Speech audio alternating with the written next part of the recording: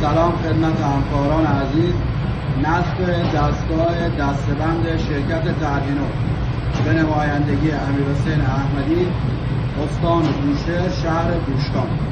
آقای هاشمپور، انشاءالله که خیر دستگاهتون می‌بینید، با خیر و خوشی باهاش کار کنید انشاءالله. بسم الله الرحمن الرحیم. الحمدلله رب العالمین.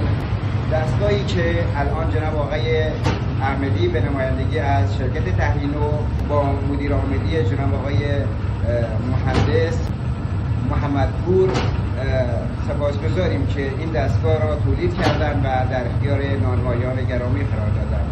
خب مزیت این دستگاه ابتدا این هست که اپراتوری که نان را دسته‌بندی میکنه و به صورت شمارش انجام میدهد، دیگه دست اون اپراتور به این دقیقه که نونا نمیخوره و از نظر بهداشتی و از نظر سلامت بسیار ضروری و لازم هست.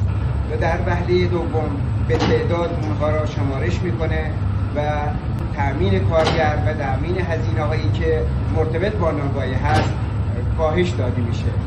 و مزیت‌های دیگه هم داره که این هست که نورها به صورت همزمان تحویل عزیزان و مشتریان گرامی میشه و ما میتوانیم که در تعداد بالا بدون خستگی نورها را بسته‌بندی بکنیم با توجه که منطقه کشاورزی هست و نورها را به صورت بسته‌بندی انجام میدن.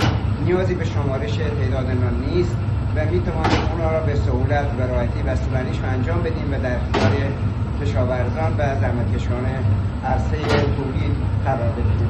بازم ممنون و سپاسگزاریم از جناب آقای احمدی، نماینده محترم ترهینو، و جناب آقای مهندس محمدپور که لطف و زحمت کشیدن این دستگاه را تولید کردن. ممنون و سپاسگزاریم.